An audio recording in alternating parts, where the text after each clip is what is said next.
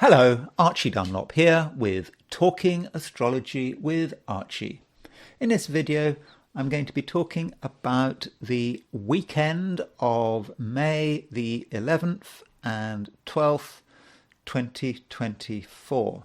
As far as my main theme is concerned, so this weekend, well, really at the beginning of the weekend, there is a semisquare between Mars and Uranus.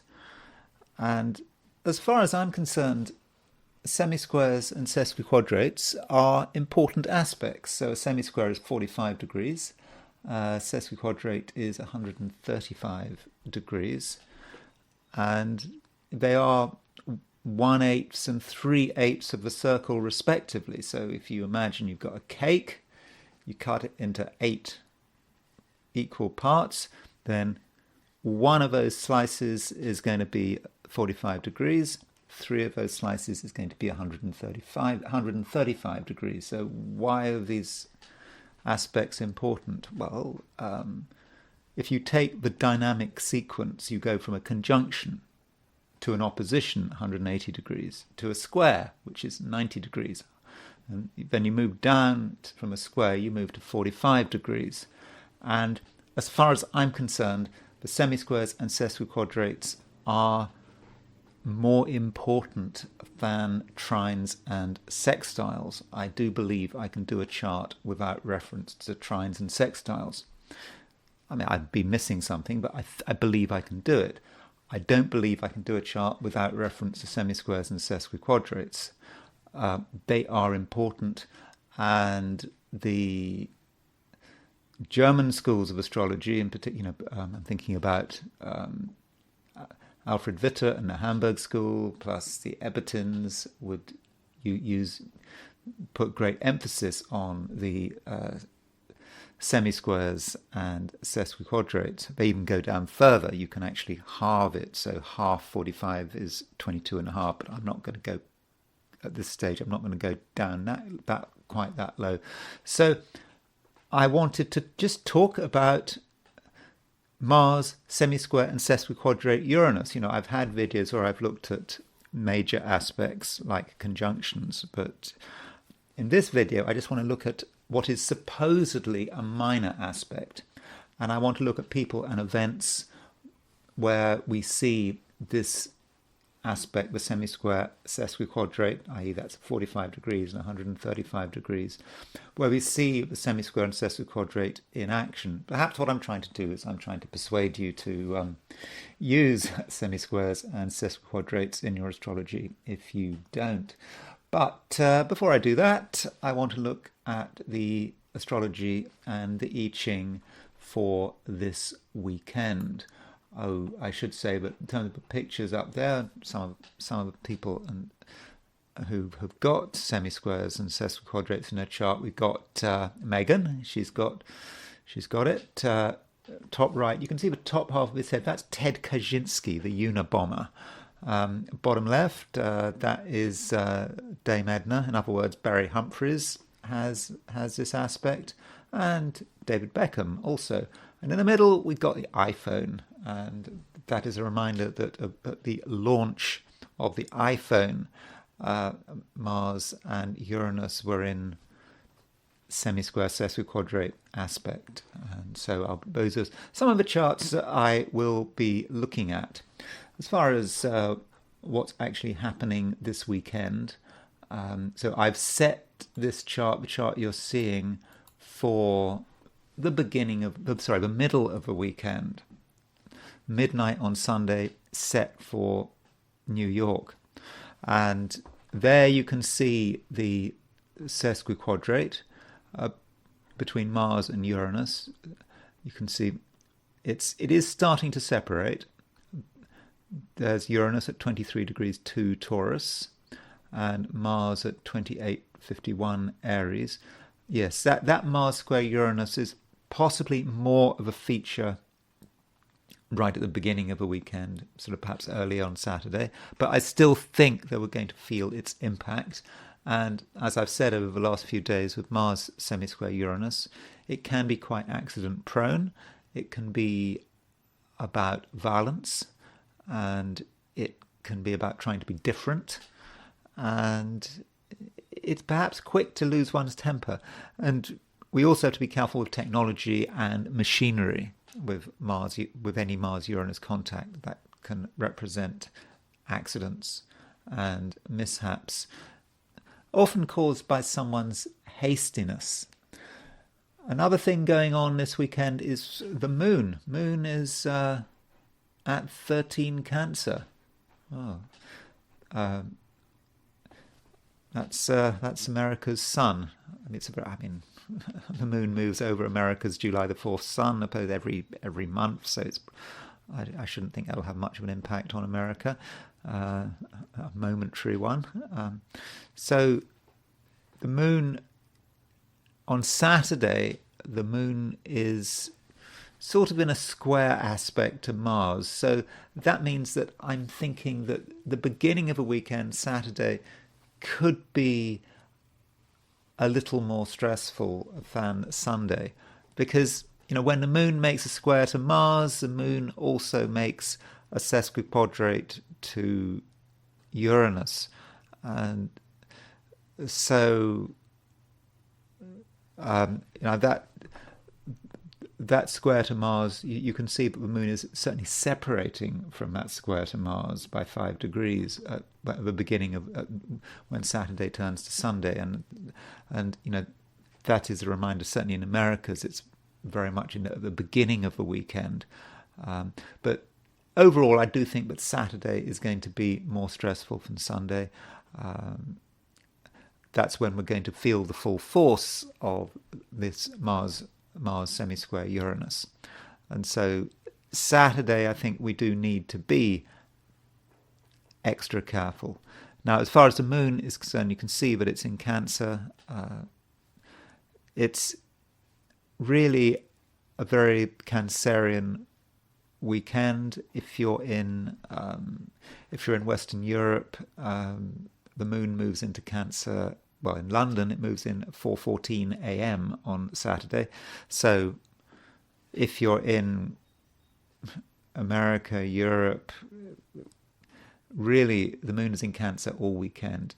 If you're in Australia or New Zealand, then okay, the moon may take a little bit more time to move into Cancer. Won't be moving into Cancer until Saturday afternoon. But overall, yeah, I think we can say that it is a moon in Cancer weekend. And so we have to think about what it means for the moon to be in Cancer. The moon in Cancer is obviously a water sign. It is about sensitivity and emotions. And, in the sense that we are more emotional, all things being equal, with the moon in Cancer than when the moon is in Gemini. And the moon, though, is in its own sign in Cancer. And that's, that is always something to be welcomed. And it's not just in its own sign, it's in Cancer, which is the exaltation sign of Jupiter. And Jupiter is in Taurus, which is in the exaltation of the moon. So with the moon in Cancer, it is there is a mutual reception by exaltation between the moon and Jupiter. Yes, I know that happens every month, but still, it's fortunate. And when I say it happens every month, it happens every month at the moment, because Jupiter is in Taurus. When Jupiter moves into Gemini in a couple of weeks' time, then that we won't get that mutual reception between Moon and Jupiter by exaltation every month. So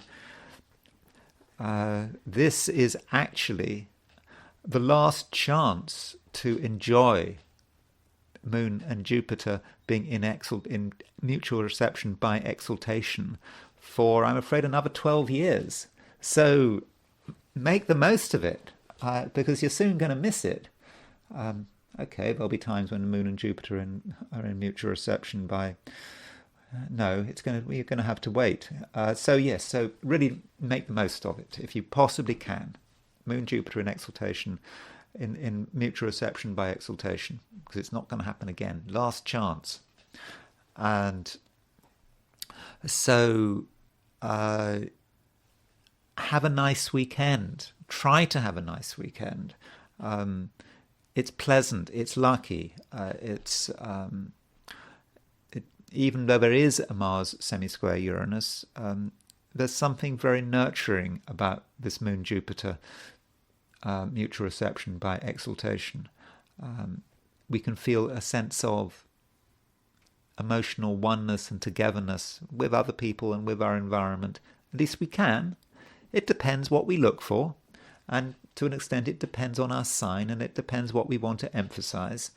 But I suppose what we should be trying to do with astrology, if we know what's going on at a particular time, we should try to emphasize it in our lives. So, if you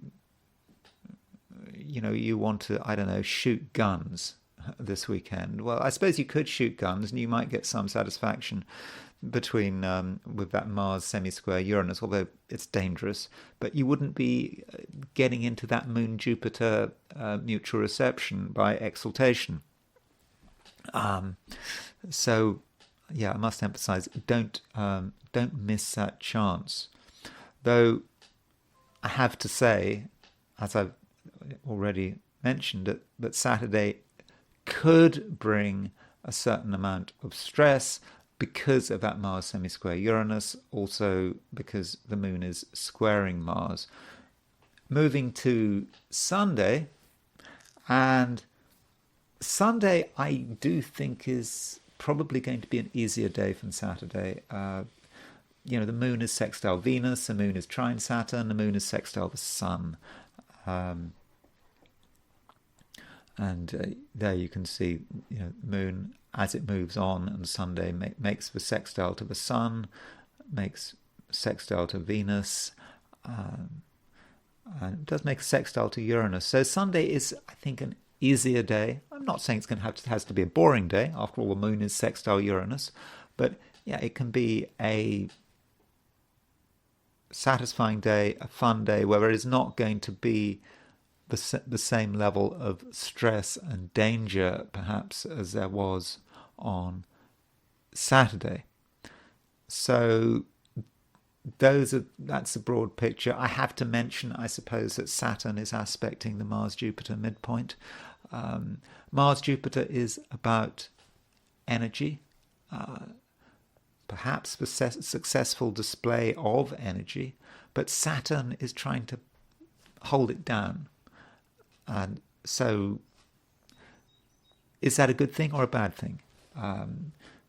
It's good, Mars-Jupiter, isn't it? We want to do what we want. We want to be free. We want to express ourselves however we like. But something is in our way. And we have to ask ourselves whether that is just someone being obnoxious, someone trying to hold us back, or perhaps it's a situation where we might take things too far and realize we have to exercise some self-discipline.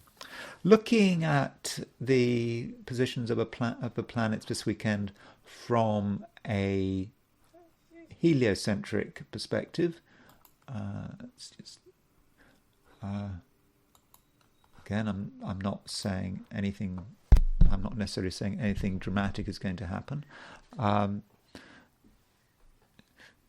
You see that, you see a couple of things. You see that Mars-Saturn conjunction, heliocentric Mars-Saturn conjunction, is now getting close. Remember when I started talking about it, it was 7 degrees apart. Now it's only 4 degrees apart.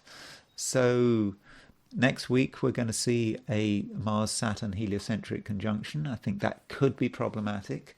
It could be about frustration, things going wrong, not necessarily to do with us, but to do with the world at large. It's the feeling of frustration that things are just not moving as fast as we'd like them to go, and at the same time we may be just very aware of sort of everything that is going wrong with the world. That might be one thing that's going on.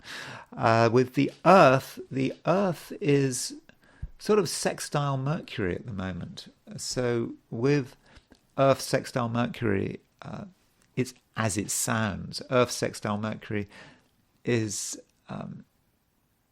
it's good for communication, I would have thought. It's a time when there is a way to say what we need to say, and perhaps we have to work out how best to do that. And I think that with the moon in Cancer, geocentrically, it's just important to be very sensitive and to feel our way through. Remember, moon is about how we communicate as well as Mercury. And if geocentrically the moon is in Cancer, then the beginning of communication is the understanding of another person's emotions. Because if someone is not feeling right or is in a particular mood, then it doesn't matter what we say, because the message is not going to get through. So we perhaps have to change our message to fit another person's emotional state. And also, Earth is starting to move is starting to hit that opposition with Uranus. It's not there yet, but I think we're starting to feel it. Now remember, Earth opposition Uranus is the same as Sun conjunct Uranus.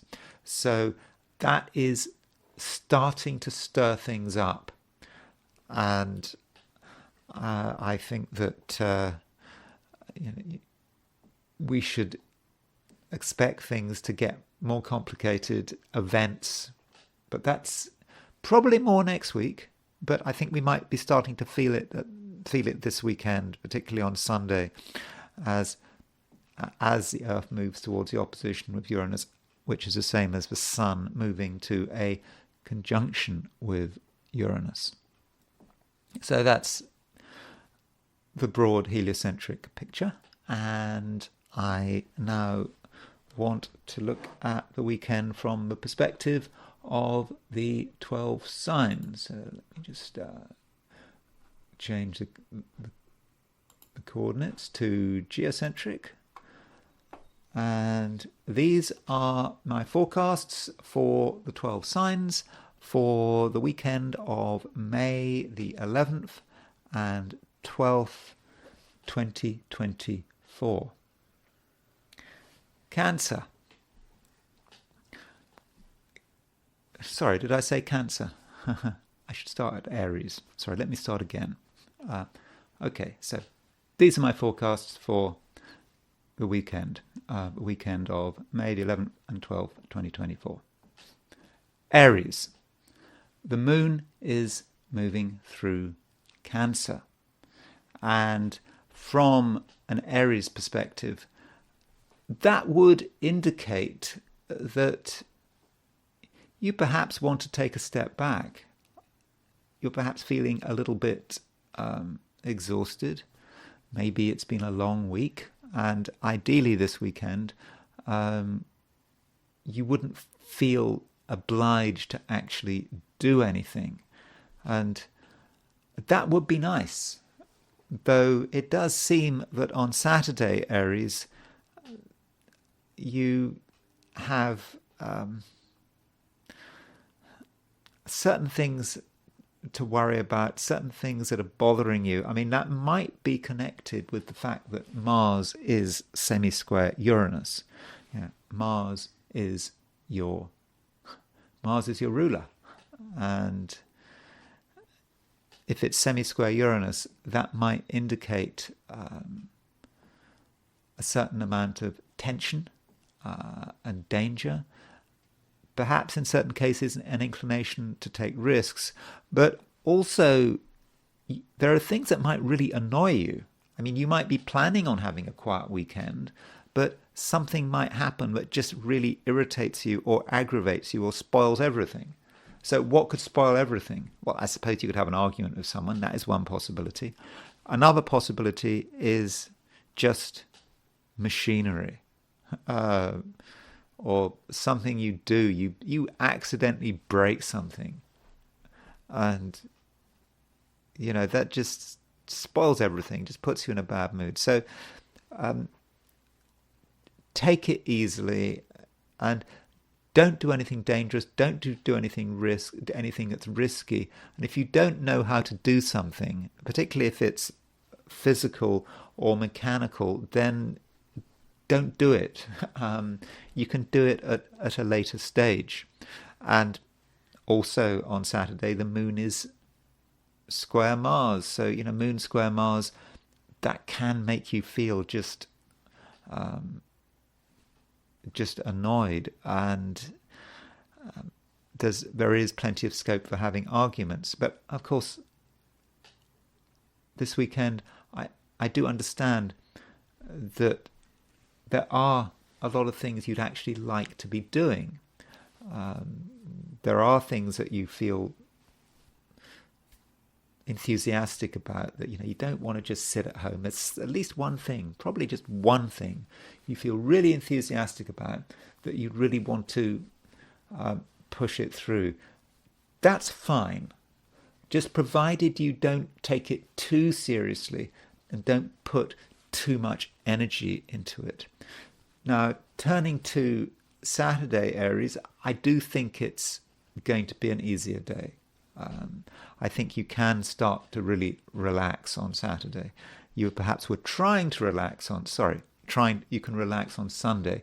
I think you were trying to relax on Saturday, but maybe not being entirely successful.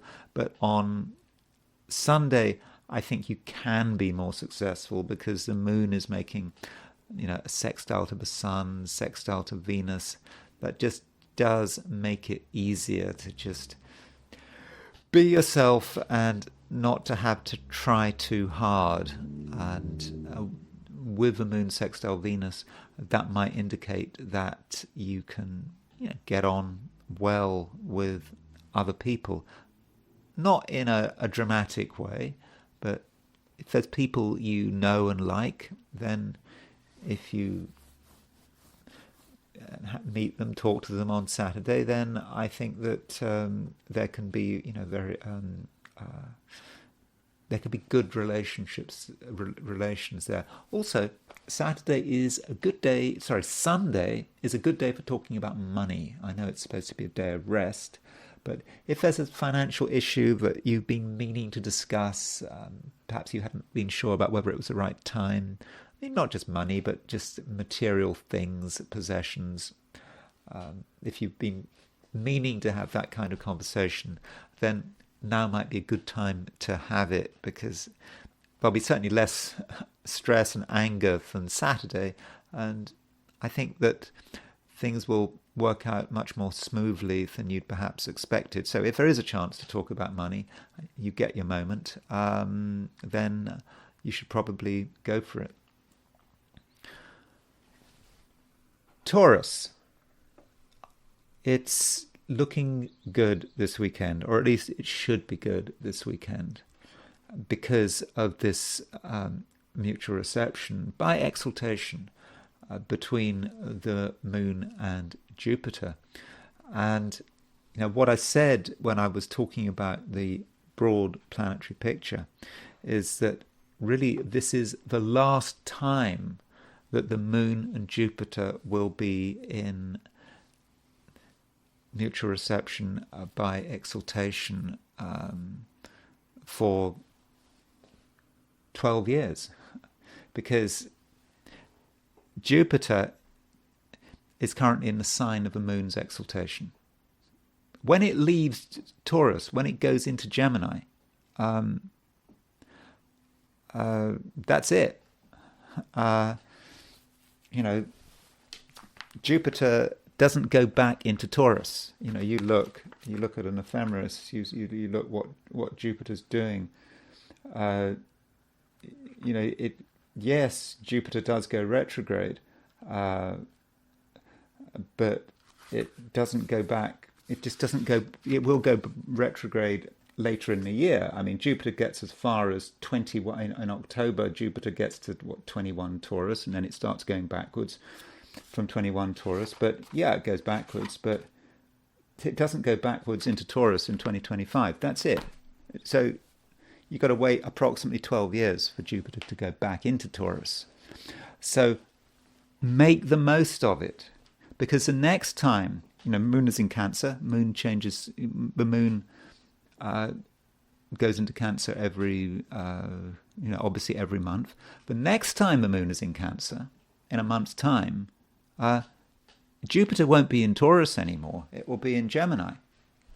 So this weekend, take advantage of this opportunity. And remember, it's not just that. Jupiter is going to leave Taurus. Jupiter's going to leave your sign soon. And again, not going to go back for 12 years. So, I mean, I'm not trying to panic you or anything. I'm just saying that if there's anything that you've been trying to do, trying to achieve, trying to get off the ground, particularly something that you've been working on for the last year, it may well be that time is running out. Or if you like, it's you've done your preparations. You should be finishing up with your preparations. You know, you've had this concept, this idea. You need to get it going. Now, once Jupiter moves into Gemini,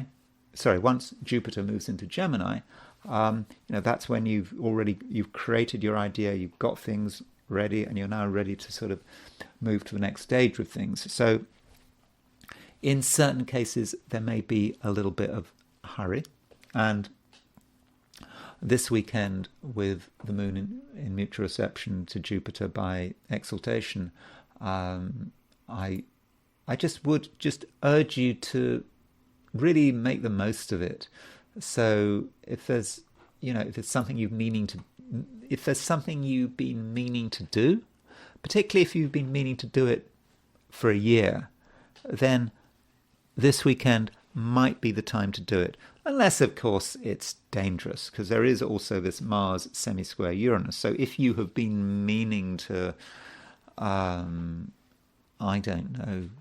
an anti-aircraft gun, and that's been something you've been planning on doing all year, and you finally get your chance to fire an anti-aircraft gun. Maybe it's somewhere, I don't know, is it Nevada? Nevada has really lax gun laws, doesn't it? I thought that was a state where you can use really heavy armaments. I don't know, I don't really know my American gun laws, but if you've been really meaning to do that, well, no, I'm not perhaps talking about that or doing something dangerous, but I'm talking about something a bit more gentle than that. So yeah, if you've been meaning to do something for a long time and you have the opportunity this weekend, then I think I would urge you to go and do it, because you won't get another weekend like this for 12 years. So yeah, I really must emphasize, you have got to really make the most of it.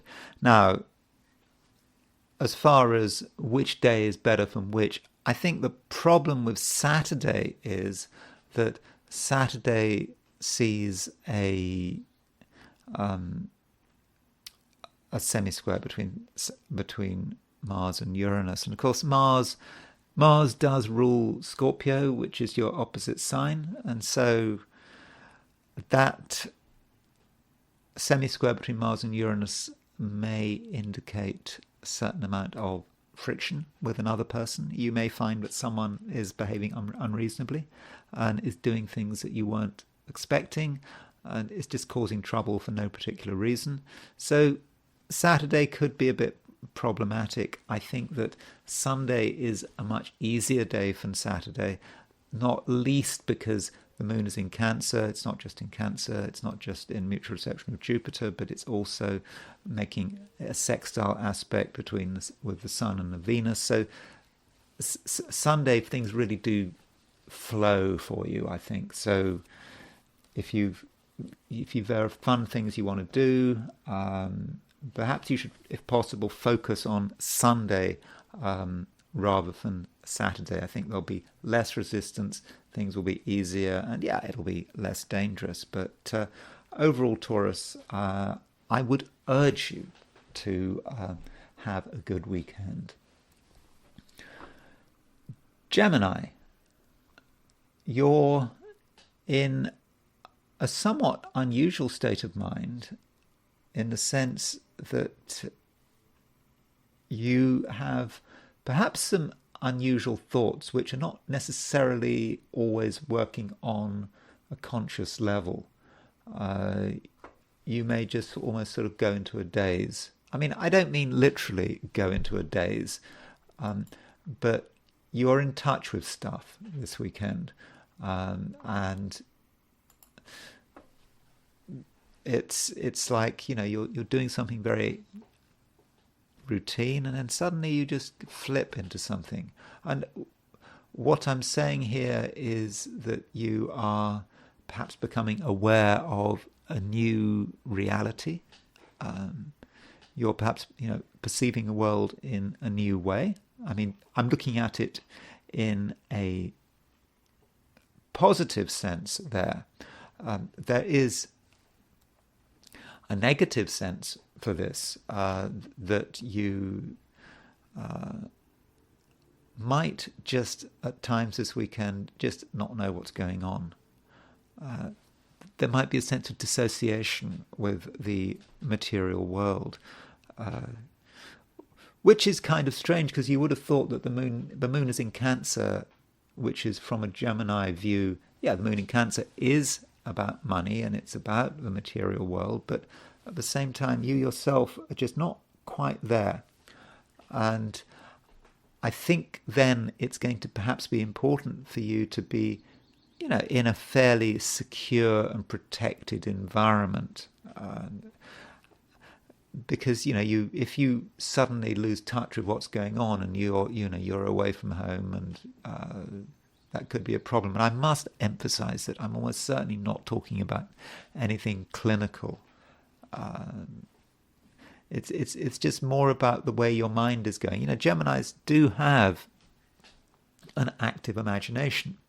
The mind is always churning away, and your mind is going in a particular direction, and suddenly it flips. Now, I'm a Gemini, by the way, so don't feel singled out. Now, when I'm talking about this thing, I'm starting to feel a bit ill myself. Right now, I'm sort of feeling a bit queasy.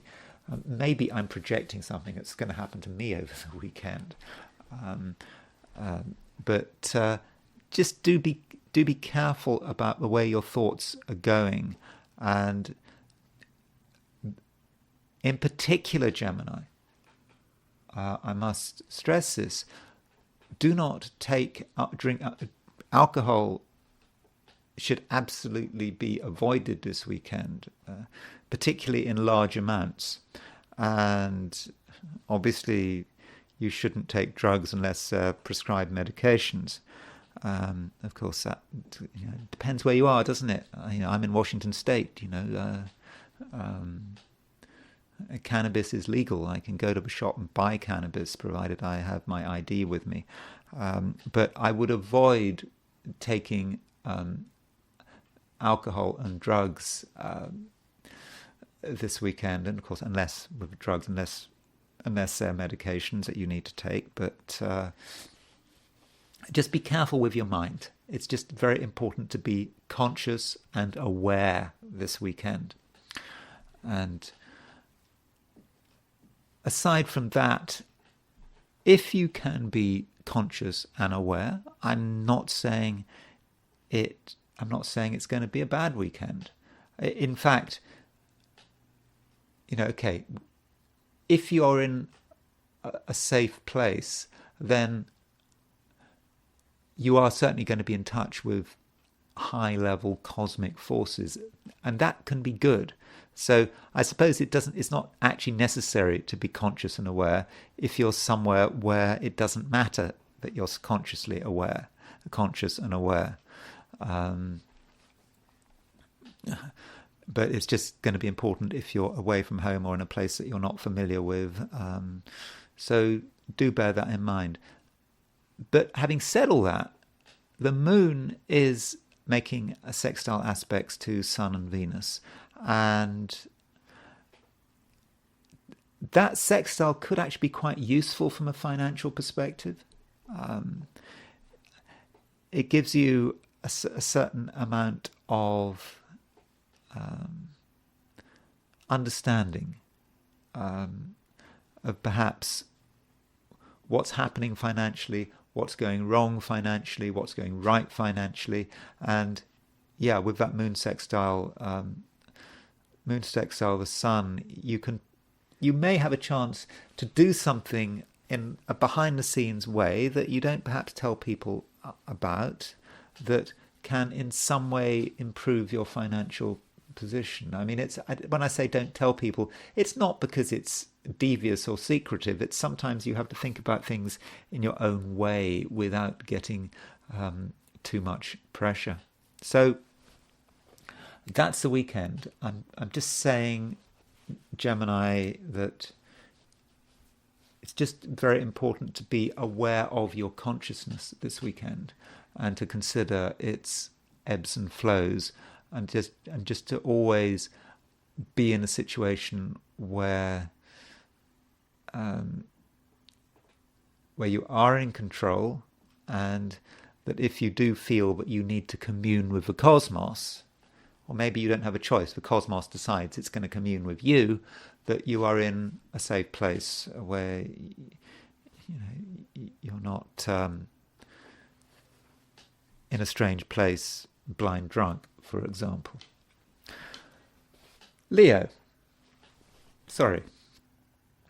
Cancer. So Cancer, the moon is moving through your sign, and it's in your sign all weekend, and it is in mutual reception by exaltation with Jupiter, and that really is fortunate. The moon is in a strong position, and as I was telling Taurus, this exaltation, this moon in exaltation with Jupiter, is not going to happen again for 12 years.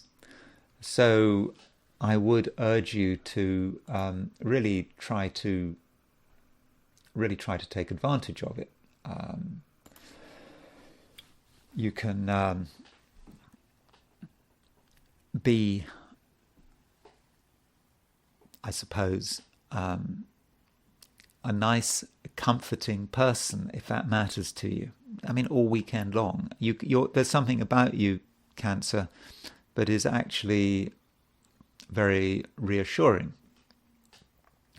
You can put people at their ease, and when it doesn't take much. It's not much you have to say, and I think that your social life could actually be very important this weekend. It's not that you need to have an exciting social life. In fact, you should probably avoid excitement. Just a calming social life, being with people who you feel comfortable with. And I think that is certainly something you can do both on Saturday and on Sunday. Though I should say that Saturday may be more difficult than Sunday, in the sense that on Saturday the moon is making a square to Mars. Now that square between the moon and Mars, that's going to be more of an issue if you're in Europe, Australia, Asia. Less of an issue if you're in the Americas, but it's still there. Moon is in Cancer, Mars is in Aries, and that could represent a certain amount of aggravation, something you get annoyed about. But that Moon-Mars square is not necessarily a problem. It may actually help you. It depends what you're trying to achieve. If on Saturday you are involved in something relating perhaps to business, or you're working on Saturday, or you're trying to get a plan of action together on Saturday, then I think that Moon square Mars may actually make you very dynamic. You'll be able to express yourself very well. So if someone needs to be taken to task, or you need to tell someone to do something, then that Moon square Mars could be very useful. But if you're trying to relax on Saturday and do nothing, then that Moon square Mars could just be an irritant. Though perhaps it's an irritant because you're being reminded that you perhaps should be doing something else, that it's perhaps not a weekend, or certainly not a Saturday, for relaxation, because there are perhaps things to do. Sunday, overall, Cancer, it's just going to be an easier day. The moon is making a sextile to the sun, sextile to Venus. I think your social life should work out very well, and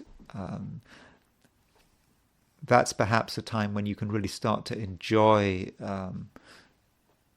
the full force of that moon being in mutual reception by exaltation to Jupiter. And of course, by Sunday, even though I think that the sextile to Jupiter is not exact on Sunday, it's more about Monday, still that moon sextile Jupiter you're going to be starting to feel it. And as moon and Jupiter are in mutual reception by exaltation, I think that as Sunday progresses, I think that you may feel that you're more and more in your element, and you may feel that something is really coming together, and that you really understand it, and that your feelings are telling you where to go, what to do, and maybe your mind and heart are in sync with each other. Plus, I think you're going to have more than your fair share of good luck.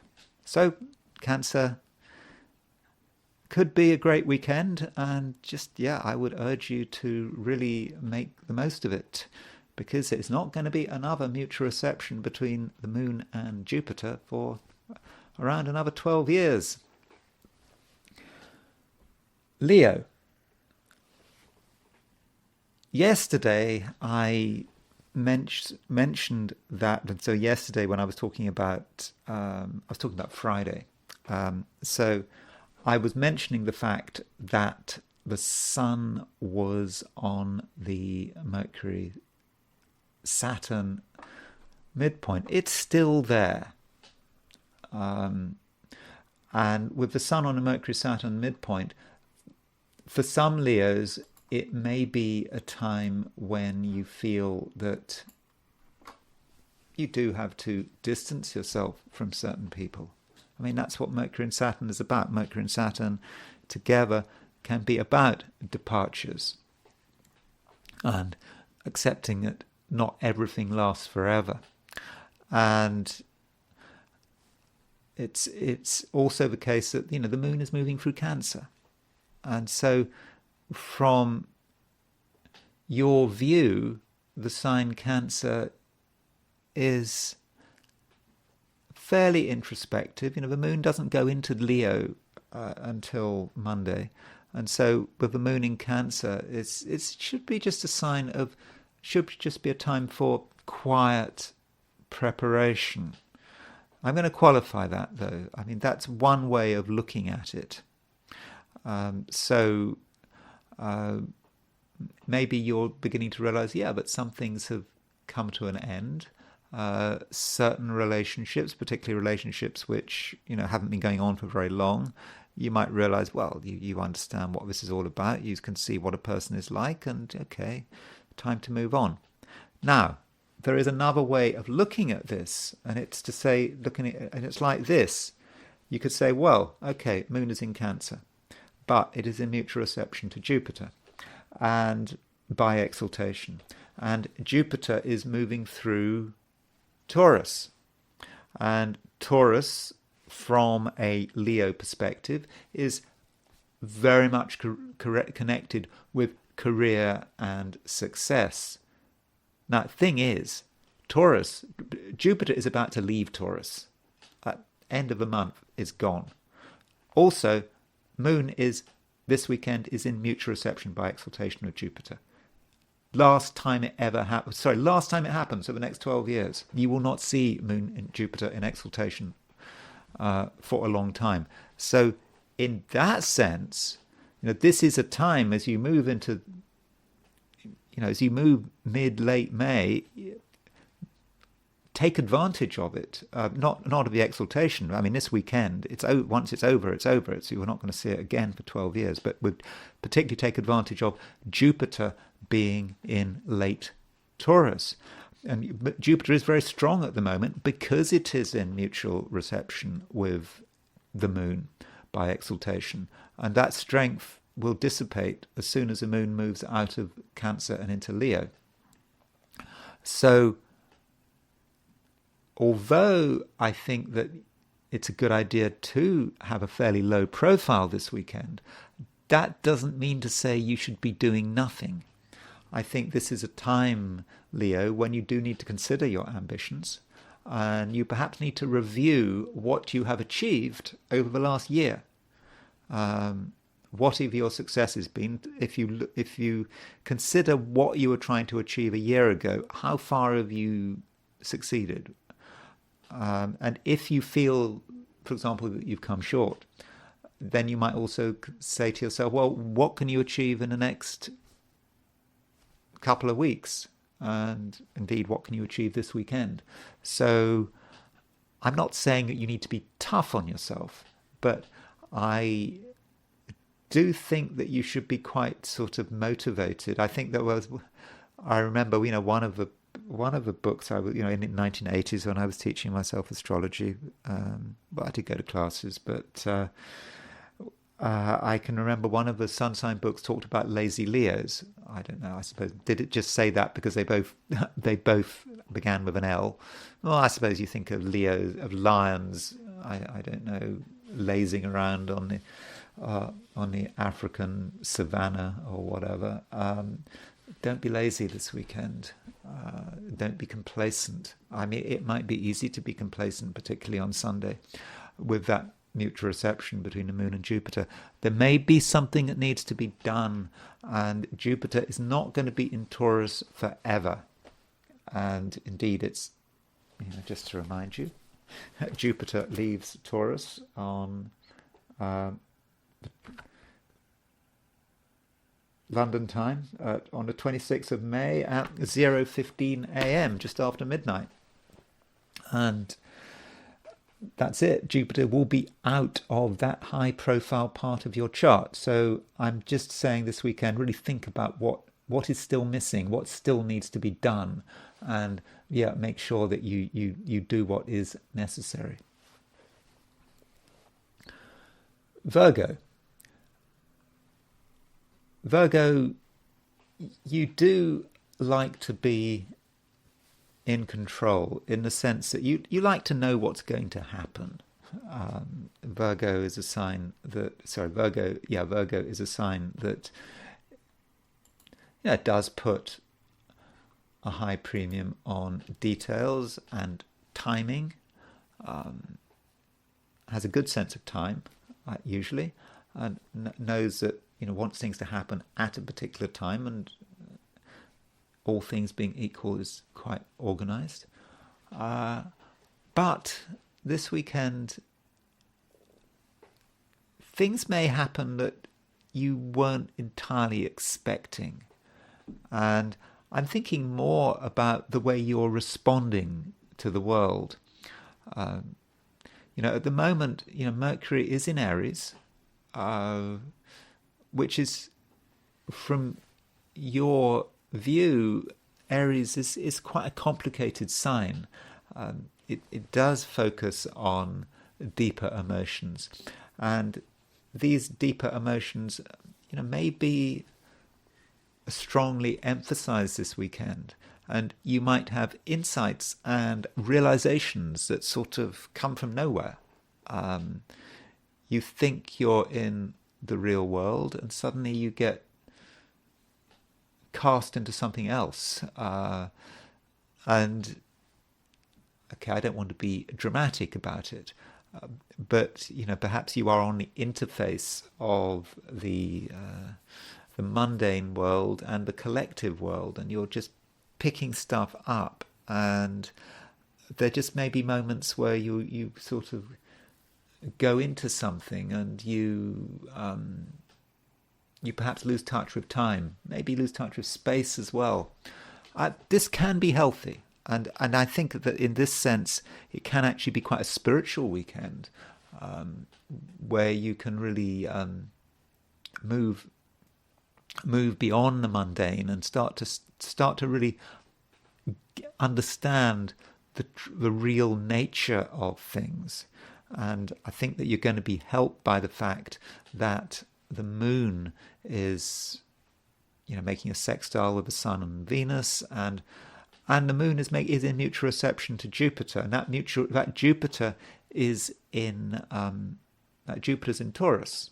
The moon and Jupiter are in mutual reception with each other by exaltation, and Jupiter is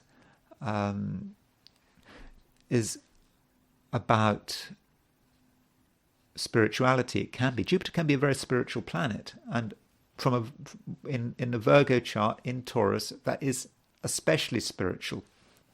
And so Virgo, you may get insights about the world and the cosmos and the collective, which may really sort of take you aback, and may force you to really think.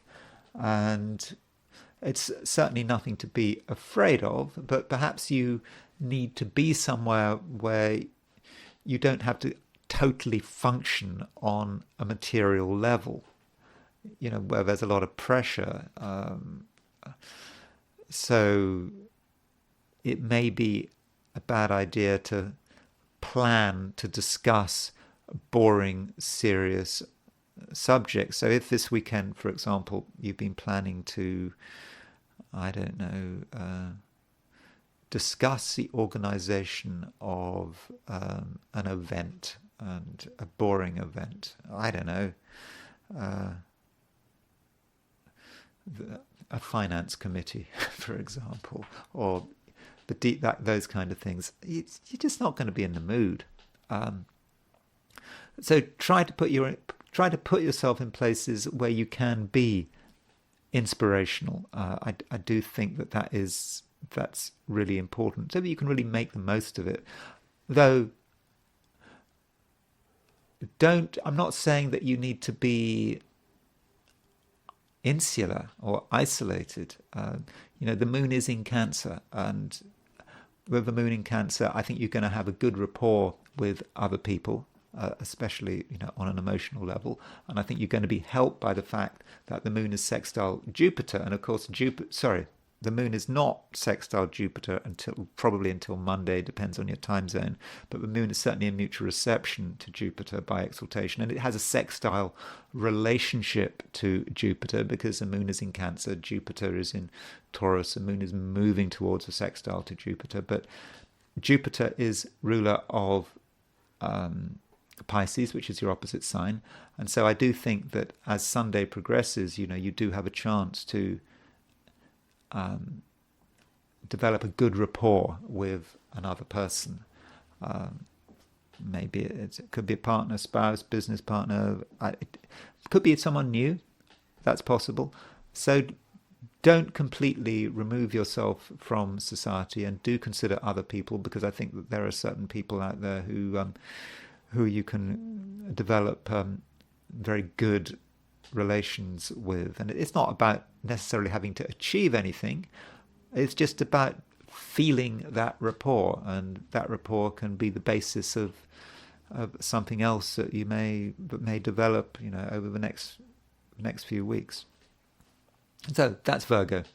As far as I'm concerned, it looks good, though you are very inspired, and you may be in contact with high-level knowledge, which may be a little bit challenging. Libra, you should not underestimate yourself. I think that there is some danger that this weekend you underestimate yourself. You may not think that you've got the knowledge or the authority, and you may have some self-doubt, but no, it's not a time for self-doubt, Libra. I think it's just very important that you have a lot of self-confidence. It does matter. Self-confidence in many different areas. And for example, I'm thinking about just a knowledge of the way the world works. Very often that's a good way of putting people down, to say, well, you don't understand how the world works. You don't understand how complicated things are. You don't understand the rules. You don't understand the way government works. Well, actually, Libra, I think you do get it. You do understand. And so your knowledge of power and authority this weekend is second to none. And you're helped by the fact that the moon is in Cancer. And with the moon in Cancer, you can display, how shall I put it, a sympathetic authority. Yes, you can be in a position of control, but you're also sympathetic to other people, and this is particularly if you are in a position of authority, people who rely on you, you understand them.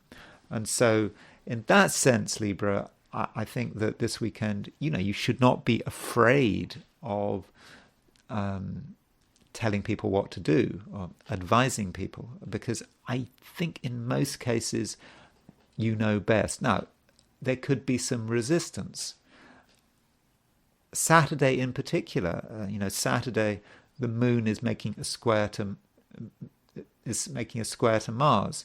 That means perhaps you're trying to achieve something, but someone's getting in your way. They're arguing with you, and you need to be strong. You always need to listen to what people are saying. Always need to take it into account, but you should not allow anyone to upset your balance.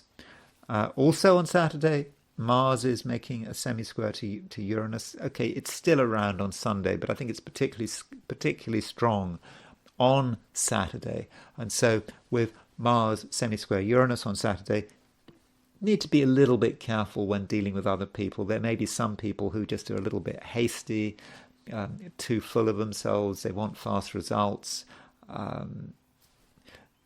They could, they could cause accidents, even disasters, if they're not careful. So you have to decide how best to respond to this situation. It may be that you feel that you can intervene. It may be that you need to stay out of people's way, because some people are being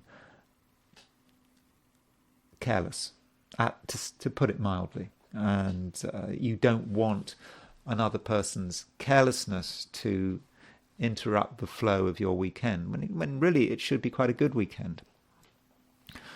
Moving on to Sunday, and I do think that Sunday is going to be an easier day than Saturday. I've been telling this to everyone. I think in general, regardless of your sign, Sunday is an easier day than Saturday. And on Sunday, we do see the moon making sextile aspects to the Sun and Venus. And so Venus is your ruler. So with the moon making a sextile aspect to Venus,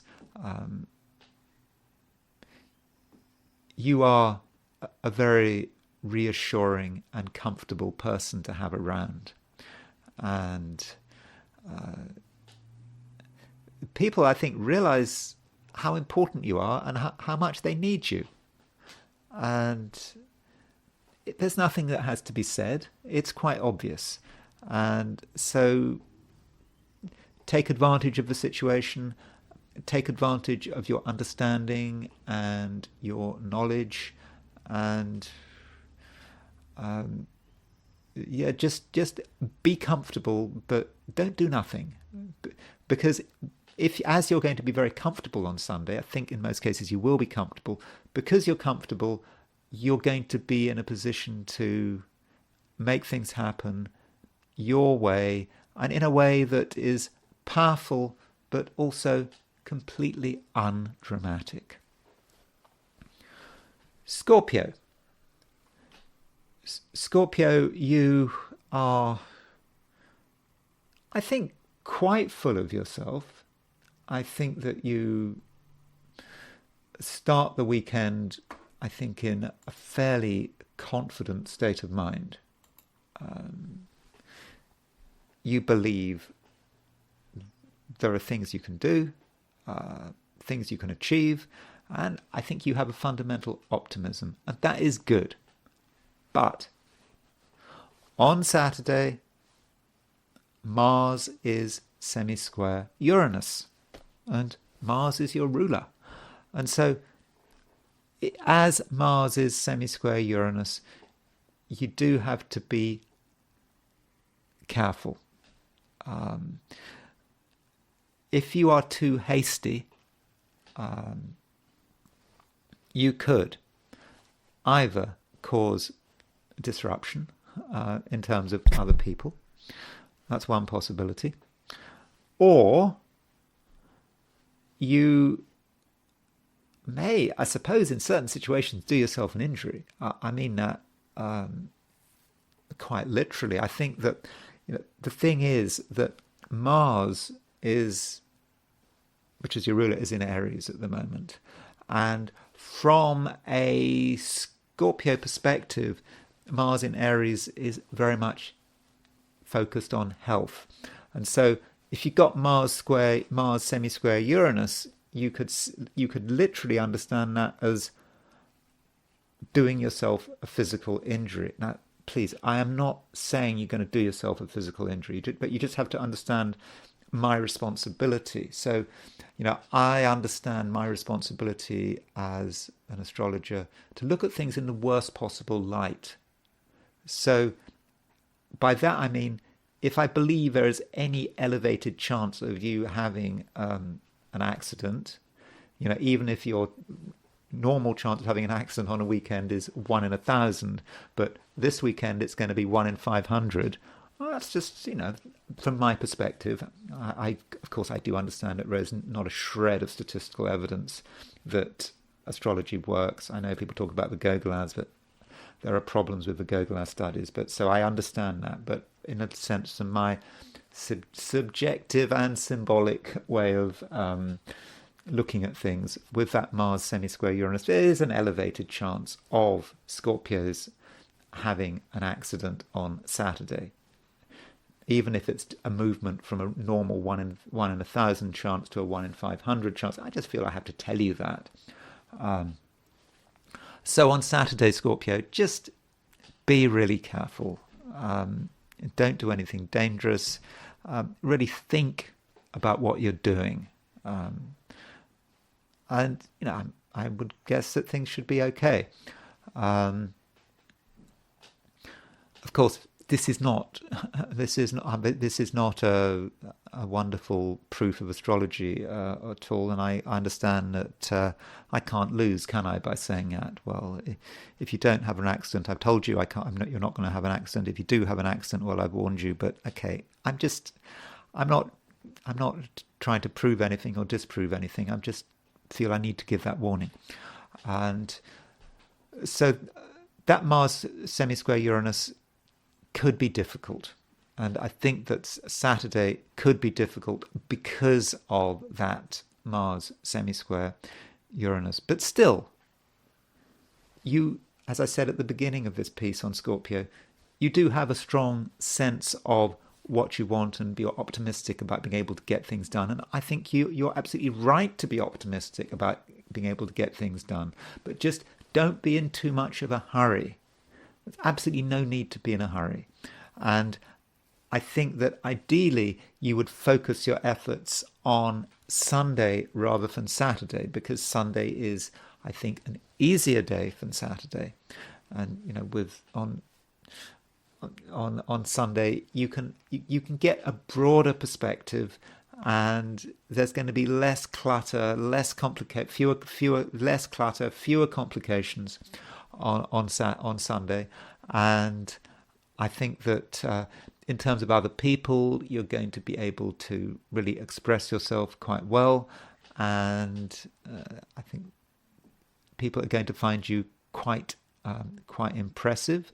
And at the same time, do give other people their say on Sunday. Do be prepared to trust people to some extent, because I do think that they have something to offer.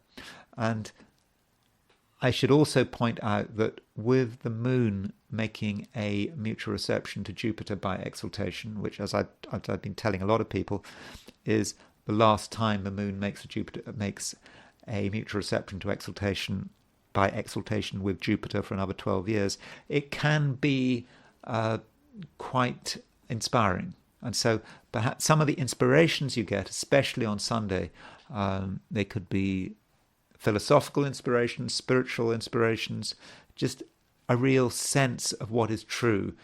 Just you can really pick up on that. And I think you can actually pick up on that by talking to other people. Even if someone says something that is complete nonsense, that is completely untrue, you can actually work out the truth by someone else's lies or by someone else's distortion and confusion.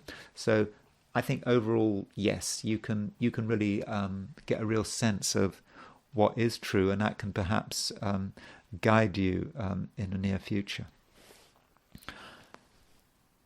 Sagittarius,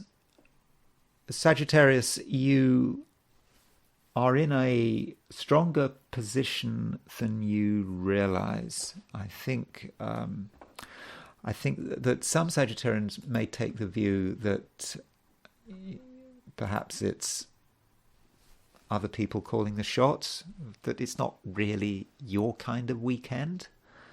Well, okay, it's not your kind of weekend in the sense that it may not feel that there's much of a spark, much of a buzz. And okay, I understand that on Saturday there's Mars semisquare Uranus, but is that the kind of buzz we're talking about? I mean, I'm talking about Mars semisquare Uranus is quite a difficult, accident-prone energy. I suppose it might be exciting, but maybe not exciting in a particularly constructive way. No, the thing is, Sagittarius, is that your strength lies in your emotions and your general intuition, and that's not a usual thing to say to a Sagittarius. But I think that intuition is very much a sense of what Sagittarius is all about. But the emotional side of things, it's not. Sagittarius is not known to be a wonderfully emotional sign, but with the moon moving through Cancer in mutual reception to Jupiter by exaltation. Remember, Jupiter is your ruler. With that moon's in mutual reception to Jupiter, you have a strong sense of the way things are going, what's happening, what's right, what's wrong. And if you trust your feelings, I don't think that you're going to go wrong. Your feelings are powerful. You can pick up on what other people are feeling, and you can really engage. And so I do think that in a quiet way, that does put you really in a strong position. And if there's anything you don't like, or something's, you see something that you don't really approve of, that seems to jar, in many cases you can do something about it. Of course, I'm not suggesting you take risks, physical risks. Sometimes you just have to step back, particularly if you're dealing with angry people. But I suppose on Saturday there could be a little bit of tension because the moon is squaring Mars, and of course Mars is semisquare Uranus, so that is possible. What do you do with it? I think you understand it. I think you understand why people are angry. And once you understand why people are angry, why people are being hasty, why people are behaving as they are, then you are in a better position to be able to consider what is the best action to take. And in many cases, Sagittarius, you may be in a position where you can actually lay down the law. Sagittarius and the law are actually not as disconnected as it sounds, because you have to remember that Sagittarius is a sign that actually has, because it's ruled by Jupiter, has a strong sense of right and wrong. And I think this weekend you do have a strong sense of right and wrong, in a moral sense, and also in the sense of simple, something boring like code. Is someone breaking a municipal code? Yeah, sounds tedious, but some Sagittarians are really into that because there is a link between Sagittarius and law. And so it's true that this weekend, I think, Sagittarius, you can lay down the law if necessary. Don't just lay down the law for the sake of it. And it depends on your situation. Certainly, if you're a Sagittarian police officer, you'll have a fun weekend, but you're probably not. And so I think overall, probably Sunday is a better day than Saturday. I think Sunday is less complicated. I think that on Sunday, you'll just have a clear sense of what you're supposed to be doing. Things will flow. It's not going to be necessarily exciting, but it will just be satisfying. And it may not, certainly it won't be, I think, typically Sagittarian. You'll just do your own thing, and it will feel comfortable. You'll know you're in the right. You'll know you'll be going in the right direction, and I think that you will cover a lot of ground. And I'm hoping that this exaltation between the Moon and Jupiter on Sunday, mutual reception between the Moon and Jupiter by exaltation on Sunday, as Sunday progresses, it's going to really help you to reconfigure your environment and your plans so that you're ready. So that you're ready for a new week, and I think there will be quiet satisfaction. So a lot of people are having good weekends, Sagittarius, and that includes you. Capricorn,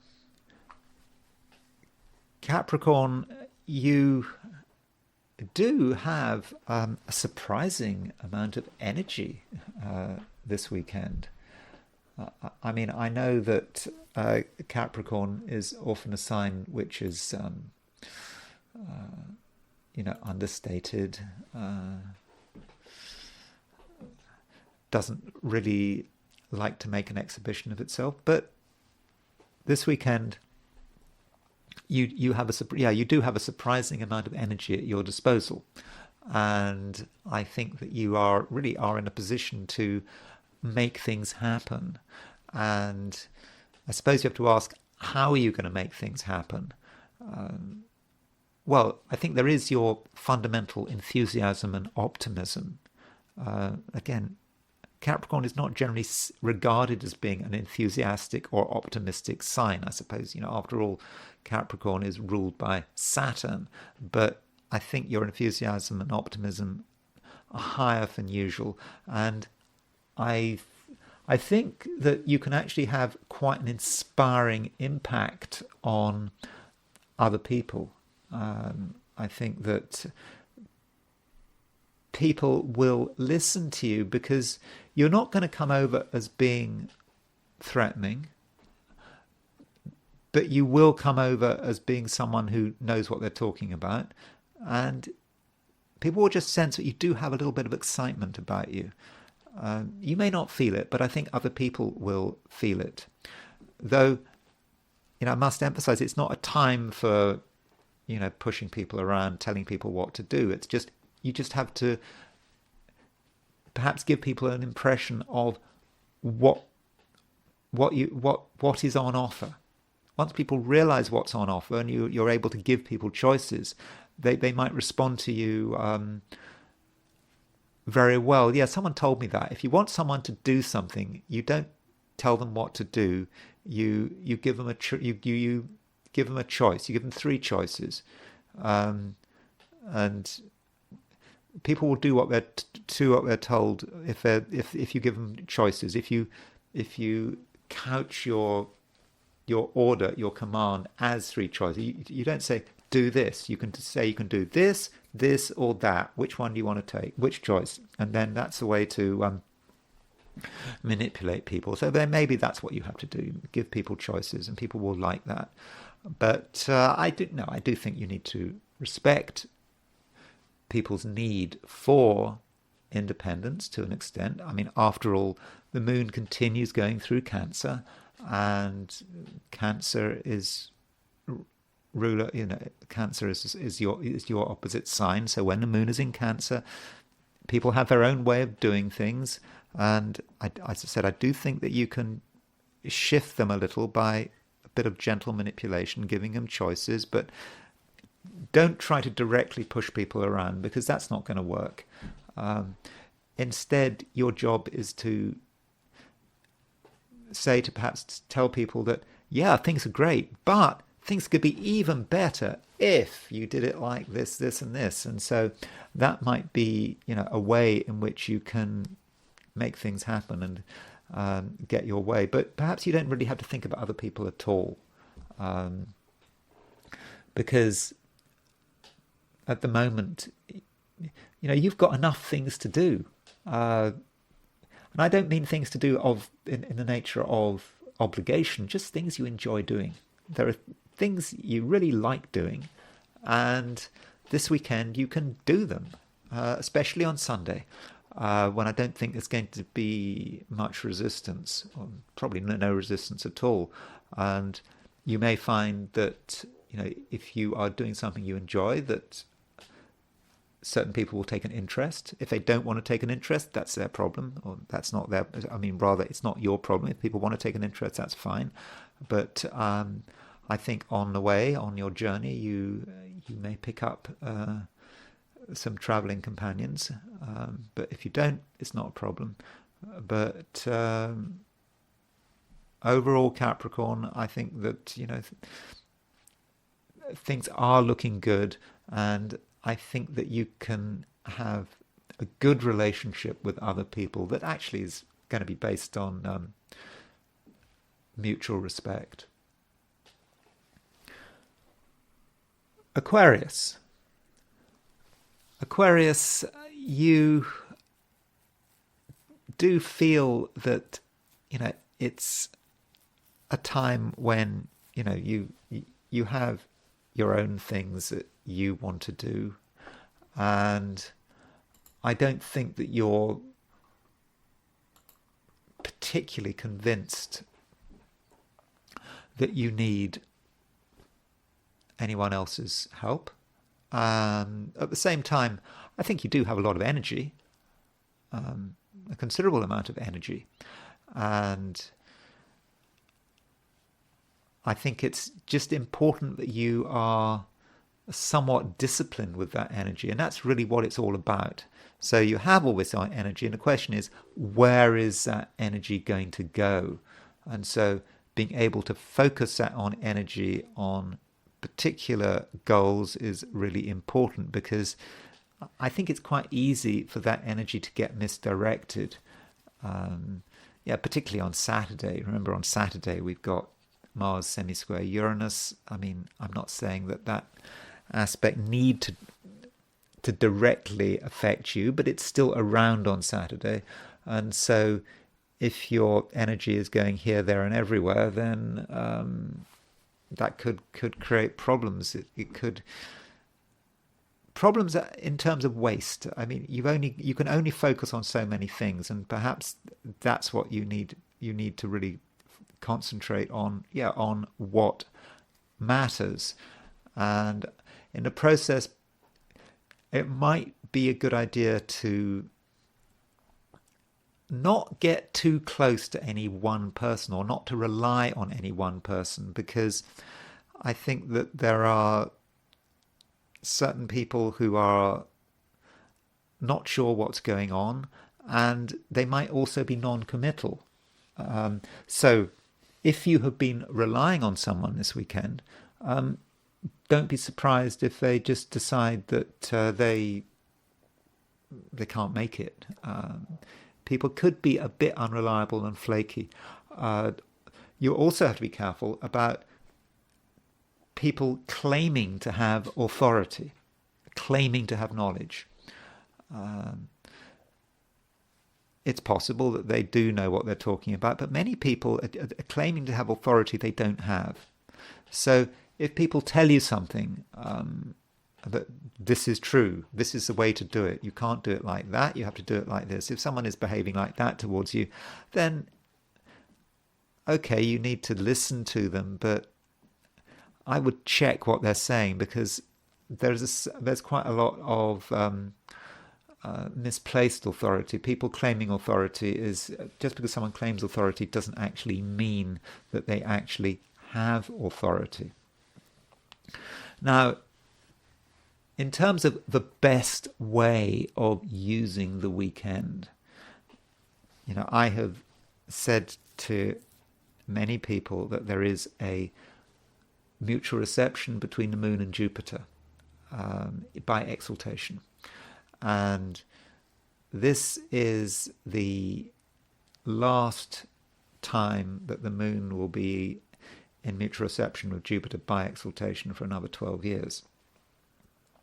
Because Jupiter is currently in the exaltation of Taurus, and then it will leave Taurus at the end of the month, and the next time the moon is in Cancer will be in June, and by that time Jupiter will have left Taurus. And so with this moon exaltation and this moon Jupiter exaltation, you know what, I think probably the best way of dealing with it is just through organization, particularly in your home. I mean, I suppose it is a weekend, but look around you, look at your home, look at your living conditions. I mean, they may be great, but they could probably be even better. And there may be things that need to be sorted out. There may be things need to be sorted out in terms of your family. And I don't mean this in an uncomfortable way. Just things need to be arranged, rearranged. Maybe you need to talk to members of your family. It could be that items of furniture need to be moved. It may be things need to be thrown out. Just your whole setting, domestic setting, just can be made better. And so that, I think, would be one of the best ways of dealing with the weekend, dealing with what's going on in the weekend. And I think actually also you could make your home healthier. Maybe you've got exposure to chemicals or dust or something. Talking about dust, I mean, this room is just covered in dust, and I can feel something in my lungs. But I'm not even I'm not an Aquarian, though. But you know what I mean. If it's like, if your home is not healthy, it's just okay. It might be very clean, might be very healthy, but it seems it could be even cleaner, even healthier. But of course, I don't want to encourage you to be obsessive about it.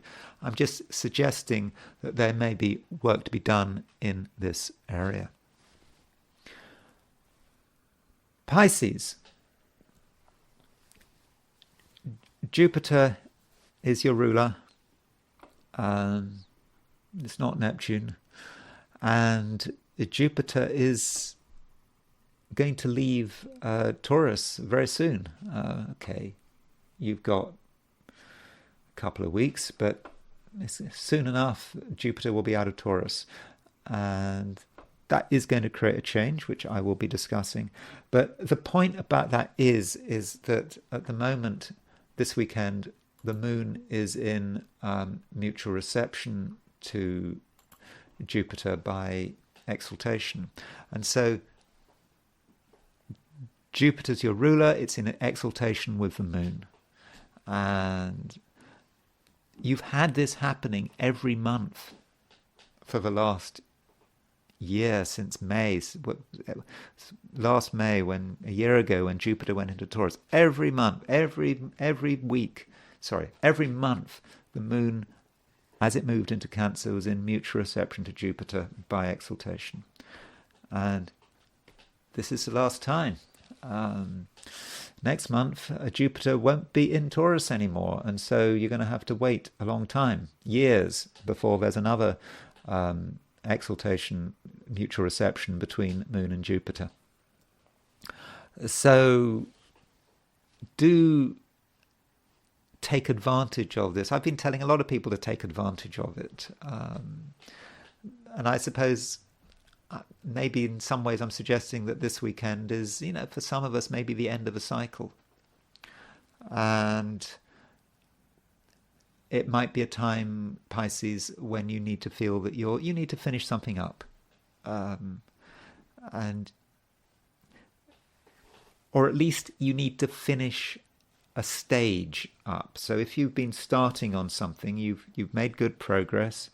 Okay, you've understood the core concept. Okay, you can finish up with that now, before moving on to the next stage. And this weekend, it seems to me that you are very creative. You have a clear sense of your own abilities, and it should all come together very nicely. So this weekend, I really would ask you to focus on what is important to you. It's not a time for worrying too much about what's important to other people. You've got your own things that you're interested in, that are really special to you, and I think that you do know best. So I don't think that you need to explain or try to justify what you're doing. I think that everything is as it should. Everything is as it should be. And Pisces, you are, as far as I can see, you are really going in the right direction. And possibly that's all there is to be said. And the only thing is, I wouldn't allow yourself to be distracted by other people. Now, some people, no doubt, are very useful. They can be helpful, but other people seem to be on cloud nine. They're telling you things that don't make much sense. And if someone is saying something that you don't understand, then there's a good chance that they don't understand it either. So if someone is telling you stuff that doesn't make sense or is annoying, then trust your instincts. Certain people could waste your time. And in some respects, time is precious because, as I've just said, this mutual reception between the Moon and Jupiter this weekend, you won't get another mutual reception by exaltation for another 12 years. So, you want to make the most of it, and you just don't want distractions. You don't want people getting in your way and making silly points. And some of these people might actually be your own family. Your family may not always be constructive. I'm sure you, as they say, whatever, you love your family member to bits, as they say, but still, that doesn't mean to say you have to give them too much of your time, particularly if they seem to be intent on being unconstructive and they seem to be wasting your time. So be prepared to be self-sufficient this weekend, Pisces, because you've got important things to do and you don't want to miss your chance. And that is it for the 12 signs. And I am now going to look at the weekend from the perspective of the I Ching. So I asked the question, what is the weekend going to be like for those watching the I Ching segment of this video? That's a reminder, you don't have to watch this I Ching segment of video if you don't want me to. If you don't want to have your forecast, your I Ching forecast of this weekend, you can just skip to the next section on when I talk about the Mars-Uranus semisquare, because this forecast only applies to those watching the I Ching segment, and that emphasizes the point that there's always a voluntary nature to every I Ching reading. Okay, so the first hexagram I got was hexagram 48, which is the well. The well is something that is always there. The well does not go away. every community needs its water supply. And okay, you might say, well, nowadays we don't have wells. Well, we need to get our water from somewhere, whether it's an aquifer or whatever. We need to get our water from somewhere. And so the well represents a source, a water source, always there. We cannot function without it. No city can function without a well. When I went to India a long time ago, I went to this city near Agra called Fatehpur Sikri. Wonderful place, Mughal architecture, incredible birds, and amazing place. And the story with Fatehpur Sikri was that some Mughal emperor built this wonderful city, and then he'd realized that there wasn't any water.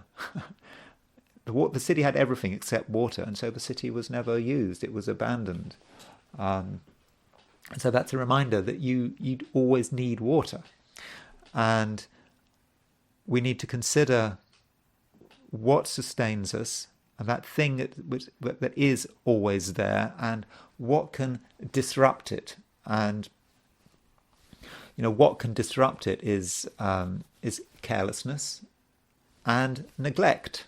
And so the I Ching talks about a bucket that you need to lower into the well. So if you're careless, you break the bucket, and you no longer have water, and you've got a problem. So if you're careless, neglect, you don't look after the well.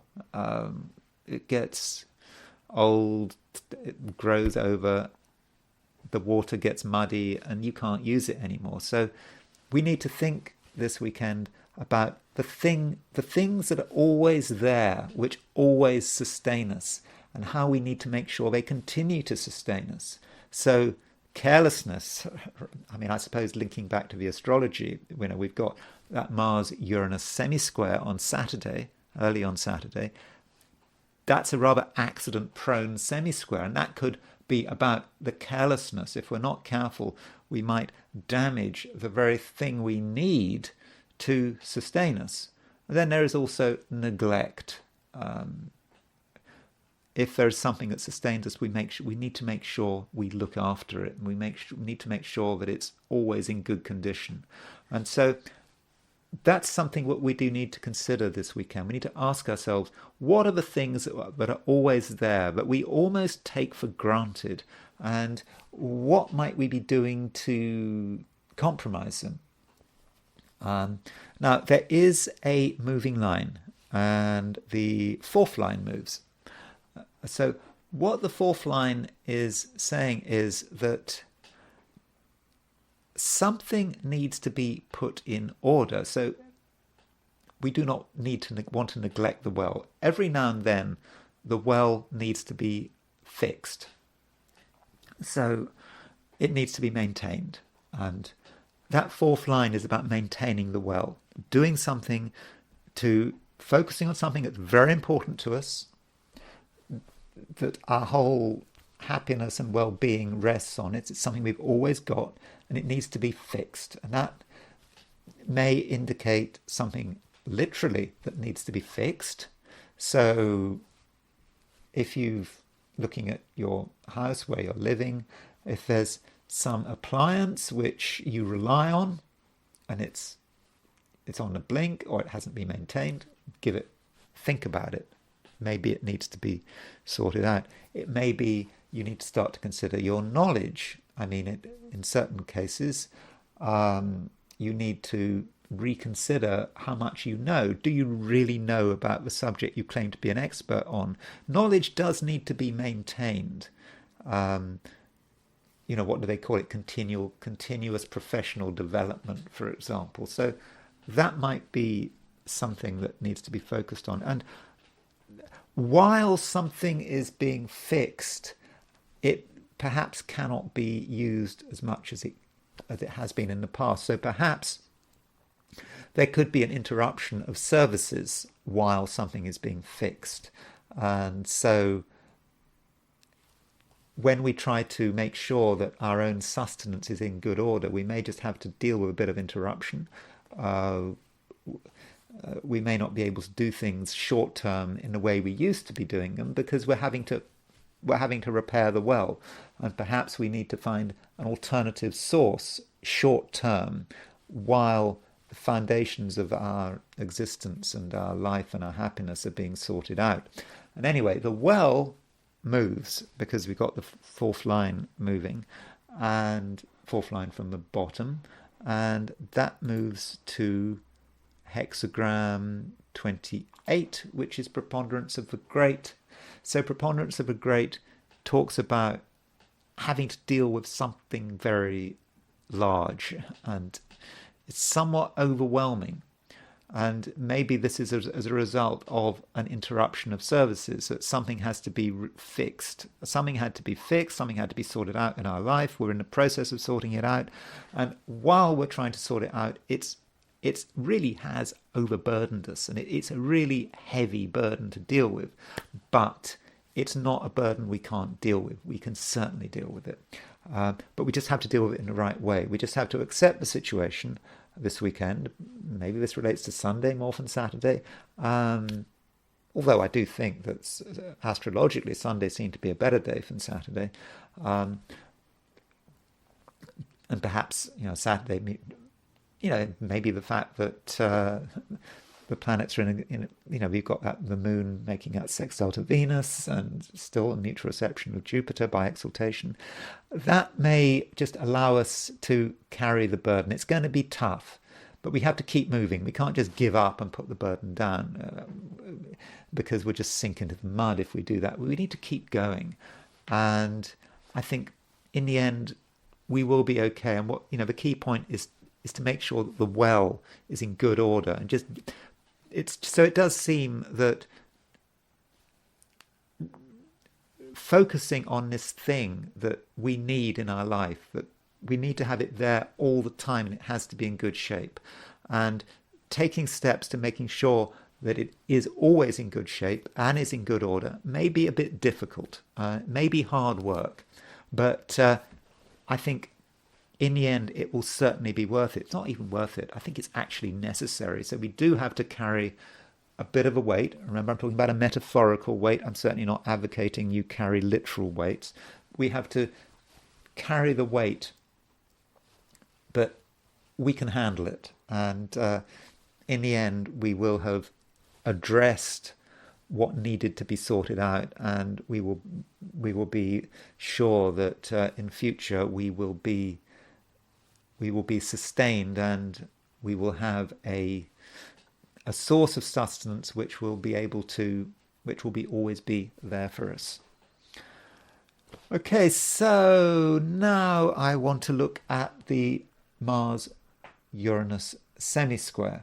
And as I said at the beginning of this video, semisquares and sesquiquadrates should never be ignored. And if you can't spot a semisquare or a sesquiquadrate, then just by eye, I would urge you just get used to it. It's just a simple thing. It's always about adding 15. And then perhaps writing it out. To say, what do I mean by 15? 0 degrees Aries is semisquare 15 degrees Taurus. 0 degrees Gemini, you add 15, is semisquare 15 degrees Cancer. 12 degrees Aries is semisquare 27 degrees Taurus. So just get used to adding 15 and work out whether it's cardinal, fixed, or mutable, and just get used to it. I mean, I shouldn't be just telling you, just get used to it.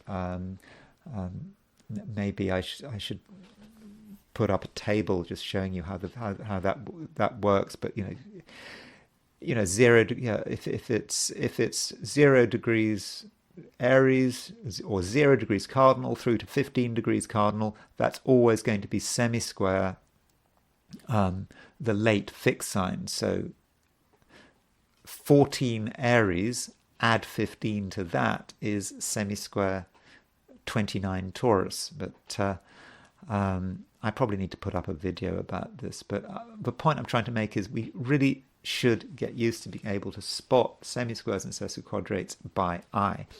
And I think that the semisquare between Mars and Uranus is an important aspect. More important, I would have said, than if it was a trine or a sextile between Mars and Uranus, because semisquares and sesquiquadrates are dynamic. And I wanted to illustrate semisquares and sesquiquadrates just by looking at some people's charts. I mean, I'm not saying that these charts are, and not just people, just events. I'm not saying that these charts and events are always going to illustrate my point, but I thought I would just give it a go, see what happens, and let's start with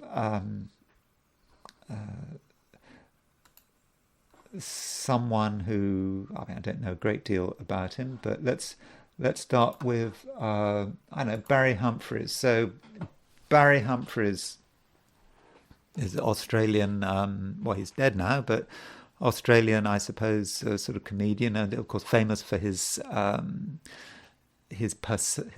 personae like Dame Edna and Sir Les Patterson. Wasn't he cultural attaché of the court of St James? So he was an Australian comedian. I suppose he was a drag artist, and he has or had, if you Mars semisquare Uranus. So you see his Mars is in Pisces, and Uranus is semisquare Mars. Now, I don't know much about his personal life. I know that at one stage he had a serious alcohol problem. I wouldn't have said that I would associate Mars semisquare Uranus as being an alcohol problem. Not really.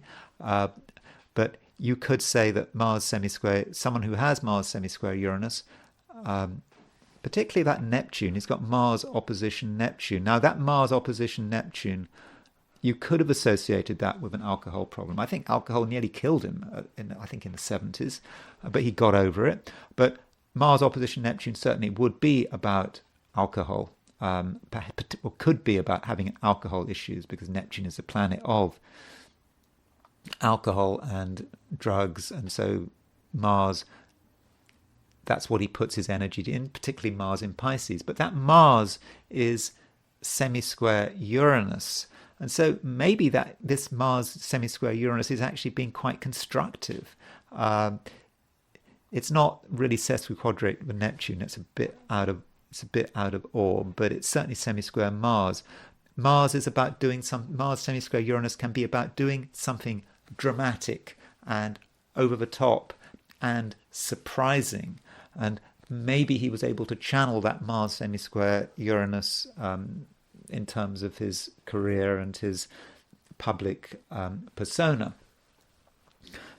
So maybe with Barry Humphries, we're seeing an example of Mars semisquare Uranus working in an effective way.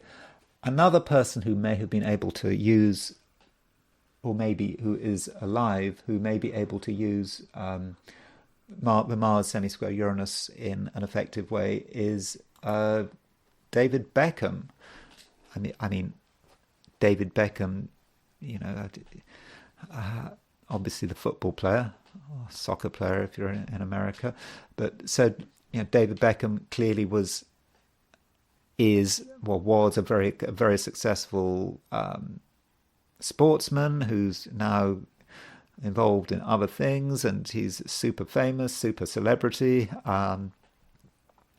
But Mars is going to be very important for anyone who's involved in sports. You would have thought Mars and Uranus are Mars is a planet of physical action, and there is his Mars sesquiquadrate Where's his Uranus gone? Yeah, so there's his Uranus. So he's got Mars sesquiquadrate Uranus. So his Mars is 135 degrees off his Uranus. It's not an exact aspect, but I suppose that might be the way Mars is working from a constructive point of view. And you can see that he has moon square Uranus. And his moon is actually on the midheaven. The moon on the midheaven is really useful if you want to be a public person in the public. Moon on the midheaven is the public. So David Beckham is a man who is in the public. And I understand that, every now and then there have been a few, I suppose, negative stories about him. I suppose as a soccer player, I can't remember which game it was, but I think there was a game where he got, a crucial England game where I think he got sent off at a crucial point, crucial stage for doing something that was just completely unnecessary. I'm just trying to remember what it was. It was, I can't remember. I'm not a football fan. And so, yeah, but that's the nature of being a soccer player. And moon square Uranus, you could say that if you've got moon square Uranus, and you see Mars he's got moon semisquare Mars and moon sesquiquadrate Uranus. So potentially you could say that David Beckham has a really dangerous chart. You could see David Beckham's chart going wrong, and this person getting into all kinds of trouble just by looking at the chart. And maybe what this does is it tells us about how to give advice. So if you had, not that you would have, but if you were looking at this chart and say, well, what do you do if you've got someone who's got Mars square Uranus and they're running into trouble, or moon square Uranus? What do you suggest? Well, you suggest you do something to get that energy out. And you could say, but being a footballer and being an athlete is a very good way of expressing that moon square Uranus and Mars sesquiquadrate Uranus. And of course, he has maybe marrying Victoria Beckham, who seems to be quite a strong personality, also helps rein this thing in control. So maybe if you've got the uncontrollability of moon square Uranus and Mars sesquiquadrate Uranus, then, well, be a footballer and marry a strong, motivated woman like Victoria Beckham, and you'll be fine. Or Victoria, what was she before that? Victoria, I can't remember. She was Posh Spice. I can't remember what she was before she became Victoria Beckham. But anyway, you marry someone like Posh Spice and things will be okay. So that David Beckham's chart also seems to work well, and maybe he's just maybe both him and Barry Humphries, who have got Mars aspecting Uranus in the sesquiquadrate, maybe they've in their respective ways used entertainment and sport as a way of finding a way to constructively deal with the energy. Someone else, okay, Beau Biden. Beau Biden. I don't want to spend long on Beau Biden. Beau Biden has or had, of course, he died. There's his Mars, there's his Uranus. So he had a Mars semisquare Uranus. Now, his Mars semisquare Uranus may simply reflect what happened to him when he was 3 years old, when he had that accident at the end of 1972, where his mother and his sister were killed, and him and his brother Hunter were seriously injured.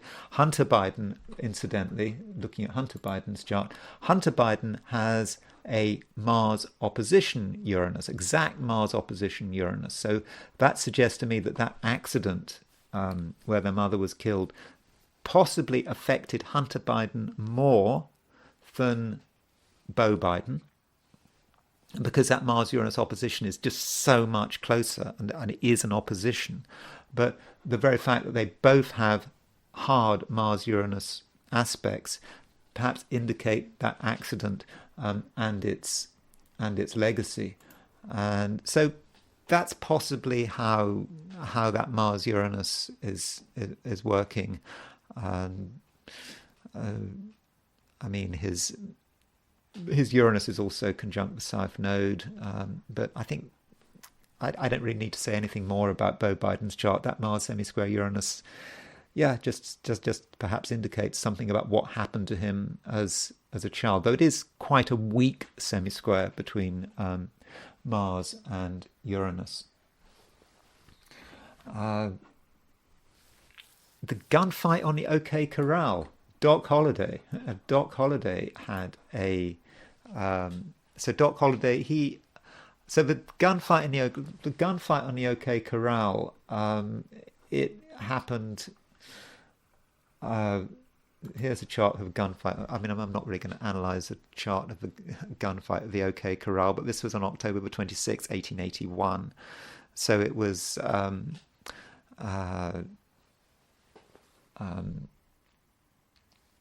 Doc Holliday was his dentist, supposedly qualified as a dentist, and he was part of the gunfight of the OK Corral. And I suppose he's famous. This was October 26, 1881, for being involved in this gunfight.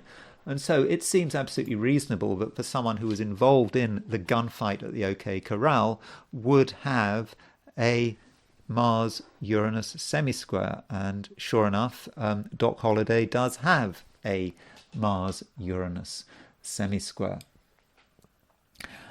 Now, we've sort of talked about people so far that it hasn't been so negative, but what about people who use Mars semisquare sesquiquadrate Uranus in a more destructive way? Here is the chart of Ted Kaczynski. So Ted Kaczynski was the Unibomber. He was an incredibly talented mathematician who just got sick of society and the way the environment was being torn up, and he just had enough. And in the end, he started sending bombs. He started sending bombs to people. University departments, and people died. He was eventually arrested and ended up in prison. And anyway, he died in prison. And Ted Kaczynski has had an exact Sun-Uranus conjunction. I mean, May the 22nd, 1942, pretty absolutely exact. And look at his Mars. His Mars was not exactly semisquare, but it was within orb. So he had Mars semisquare Uranus, and less than a degree orb, and he also had Mars semisquare the Sun.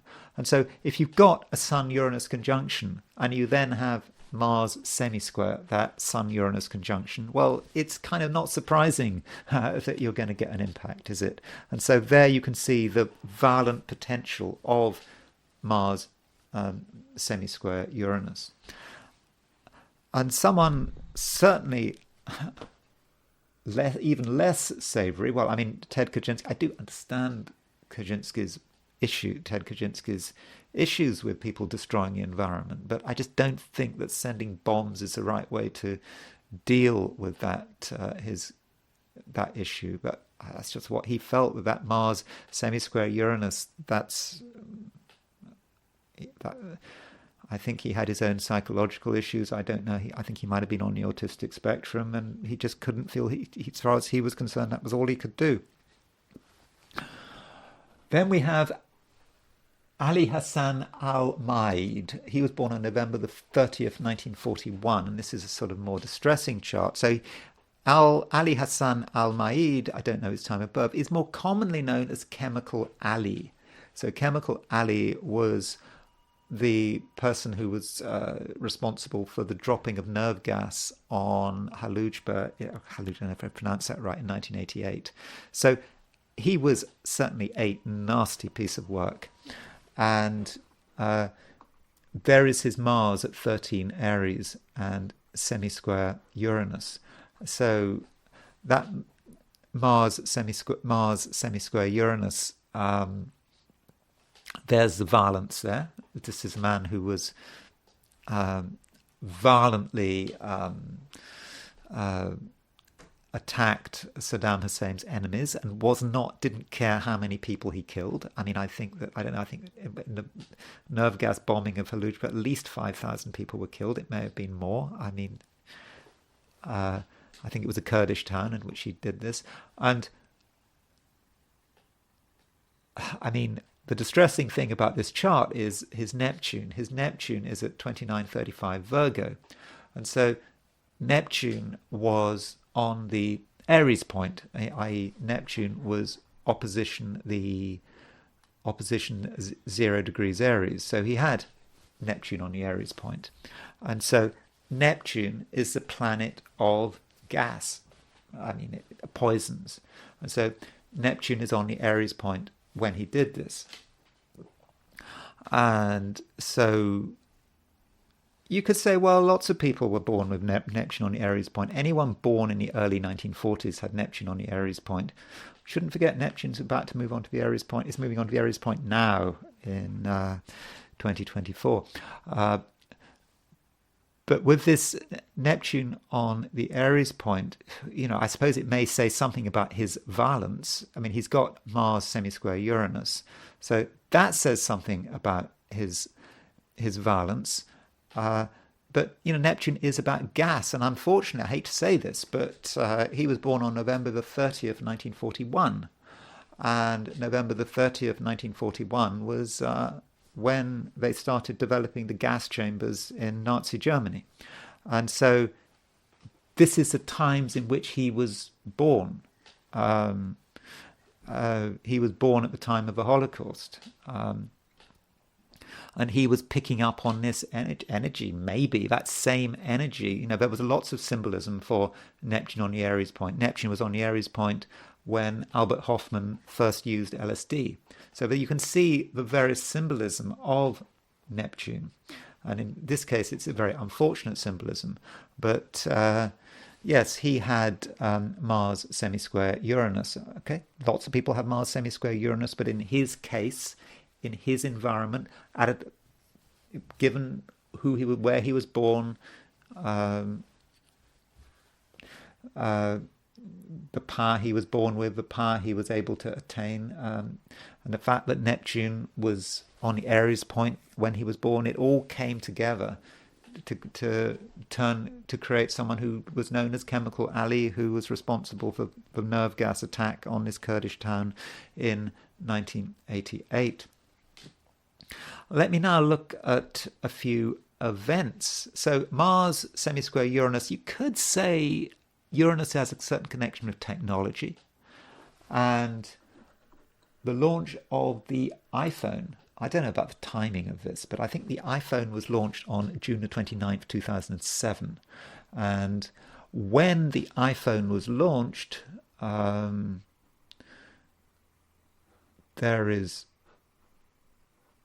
was an exact Mars-Uranus semisquare. So you could say, well, this is a bad time to launch a product.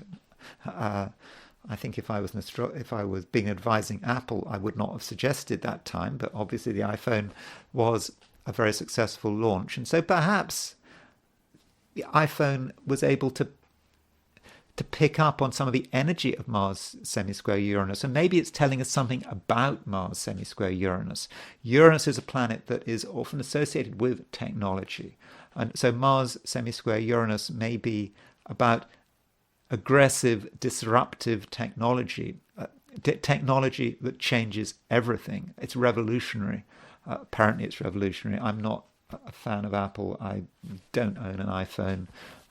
As far as I'm concerned, Apple is a company that has never done anything useful for anyone, but that's just my view.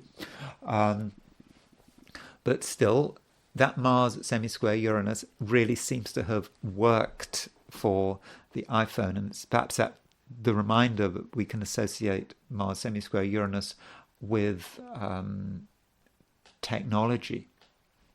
Oh, one person who has got, I was going to just finish with people.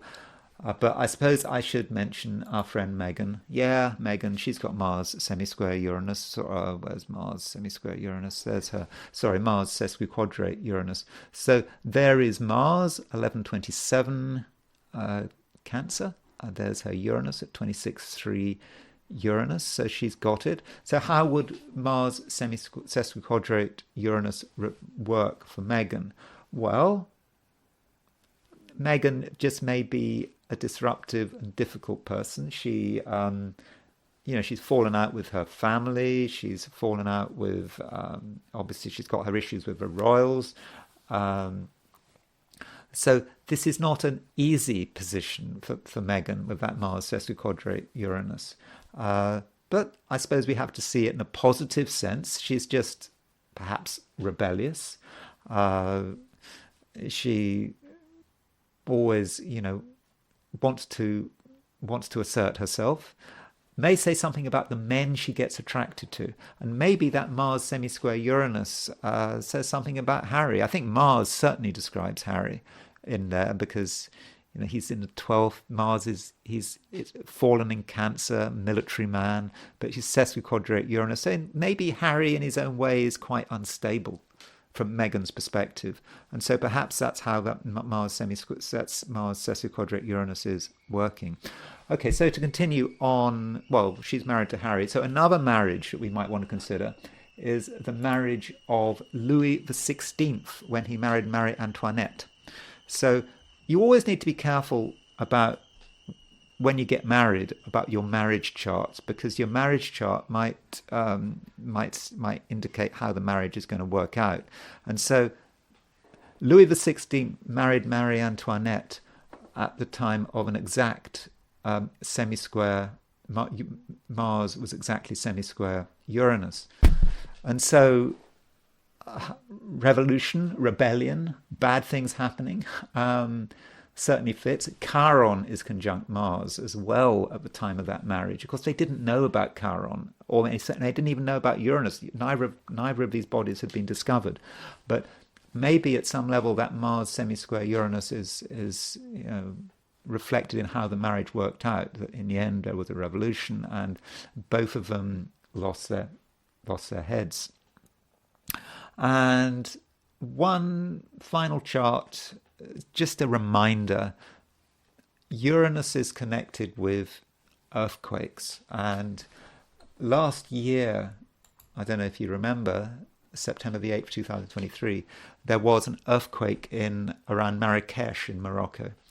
And at the time of this earthquake, Uranus was pretty close to the ascendant. That's what you normally associate. Uranus on the angles with an earthquake. But at the same time, Mars was at 2759 Libra. In other words, Mars and Uranus were within 3 minutes of an exact sesquiquadrate. And I think that really shows how important sesquiquadrates are. And so in this case, the Mars sesquiquadrate Mars sesquiquadrate Uranus demonstrated itself as an earthquake, and it was that time when Uranus was on the ascendant. Notice Algol was on the ascendant. Caput Algol 26 around 26 Taurus. What was the orb on that? Let me just check. The orb on that was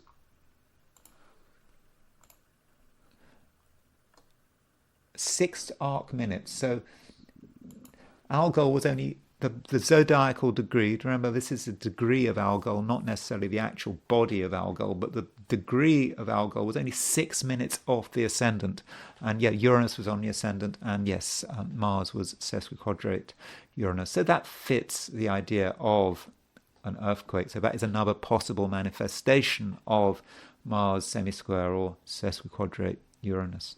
Okay, that's it. I did have some other charts I wanted to look at. I noticed, for example, that Pierre Curie, who was Marie Curie's husband, was killed when Mars and Uranus were in semisquare sesquiquadrate. I can't remember which one it was, aspect.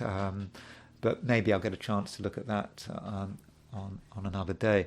So yes, so that's it with Mars and Uranus. Thank you very much for listening. I hope you found this video interesting. If you did find it interesting, I would be very grateful if you were to like this video. If you are not subscribed, I would be really super grateful if you were to subscribe. And if you want to buy me a coffee, there is a link in the description. So thanks again for listening, and I hope you have a good weekend, and I will talk to you again very soon.